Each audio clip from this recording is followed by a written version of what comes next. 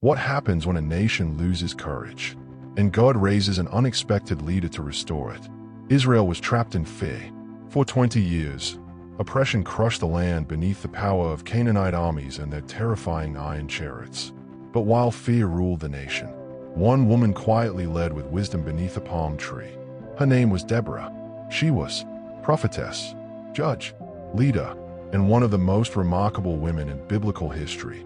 From speaking wisdom beneath the palm of Deborah, to leading Israel into battle, to witnessing miraculous victory through divine intervention, Deborah's story reveals how courageous faith can transform an entire nation. Today, we uncover the extraordinary story of Deborah. 1. What happens when an entire nation loses courage?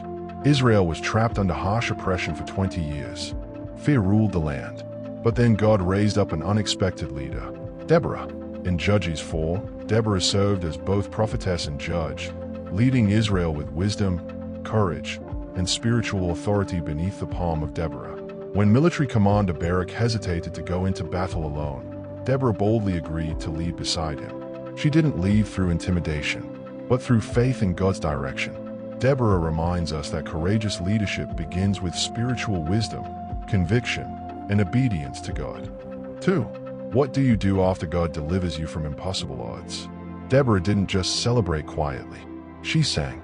After Israel's miraculous victory over Sisera's army, Deborah and Barak erupted into one of the oldest victory songs recorded in the Bible.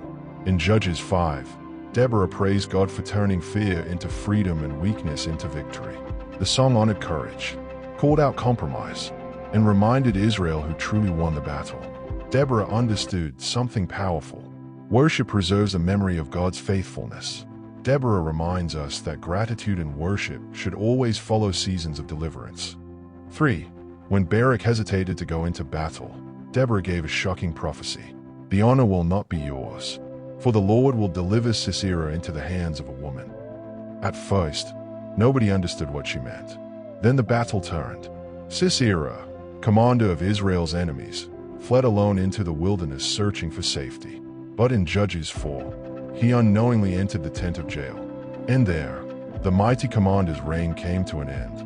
Israel's victory did not come through human power or military pride, but through God's unexpected plan. Deborah and Jael remind us that God often works through the people the world least expects. 4. Most rulers sat on thrones inside massive palaces. Deborah sat beneath a palm tree. In Judges 4, the people of Israel traveled to Deborah for wisdom, judgment, and spiritual guidance during one of the darkest seasons in their history. She wasn't known for military power or royal wealth. Her authority came from wisdom, discernment, and obedience to God. While chaos surrounded Israel, Deborah brought clarity and direction. And from beneath a simple palm tree, she helped guide an entire nation back toward courage and faith. Deborah reminds us that true leadership begins with wisdom, integrity, and listening to God. 5. What if the battlefield itself turned against your enemies? Sisera's army looked unstoppable. 900 iron chariots thundered across the battlefield, terrifying Israel for years. But Deborah knew something Sisera didn't. God was fighting for Israel.